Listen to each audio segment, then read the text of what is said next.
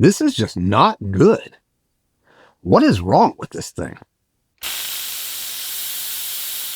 The Instant Pot. Is it poop? Let's find out. I'm going to try out the Instant Pot. I'm skeptical, but I know that a lot of people love these things. I'm not married to my opinions, so I'm going to try a few things out, and as my English friends might say, let's see how it gets on. I'm going to start with trying a pot roast. That seems to be one of the more popular Instant Pot recipes. Season a nice bottom round roast with salt and pepper. Start with the sauté setting and brown the roast on both sides. Set the roast aside and deglaze with a little beef stock if necessary, then throw in some diced onion to soften. Don't forget the garlic. Celery, carrots, and potatoes. Season them up.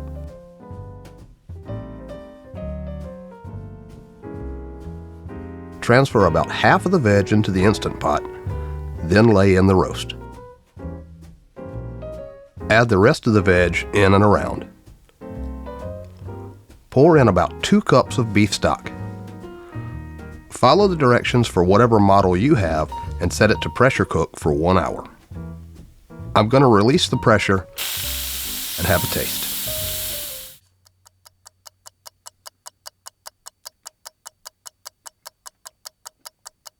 This isn't good. Tastes like it's been boiled. It's dry and kind of stringy, no flavor. These vegetables are almost pureed. That was a fail. An expensive fail. On to the next one, I guess. I'm going to try for some chicken stock. This is a leftover carcass from a grocery store rotisserie chicken. In it goes celery, onion, and carrots. No seasoning, you don't salt stock. Cover everything with water. Pressure cook for 1 hour and do the natural release. Skim the fat if necessary and strain out the solids. Take a look at the difference between the Instant Pot stock and a good store-bought brand. See how cloudy the Instant Pot stock is? That's a sure sign that it's been boiled, which is not what you want for stock. It can make it taste almost sour. It's definitely not a good thing. This is just not good. What is wrong with this thing? I think I know what's going on with this thing, but I'm going to do a little research to be sure. Now, I know the answer to this first question. I'm just going to double check. What is the temperature inside a slow cooker? Yep, that's right. 190 degrees Fahrenheit and about 88 degrees Celsius. Now, that's a braising temperature. That's where you want to cook your pot roast. That's where you want to make stock. You don't want either one of those things to get above the boiling point.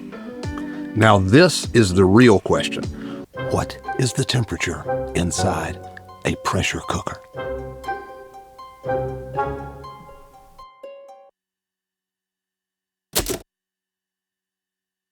That's the answer right there. 240 degrees Fahrenheit and 115 degrees Celsius. That is way too hot for something like a pot roast or for making stock. Ostensibly, I guess this thing is designed to raise the temperature so you can shorten the cooking time, but it doesn't really work like that. You can't cook a cheesecake in a 500-degree oven. It's got to be low and slow. So now the question becomes, what can I cook in this thing that is used to being boiled or that can withstand that kind of temperature? And the answer is dried beans. I'm going to do red beans and rice.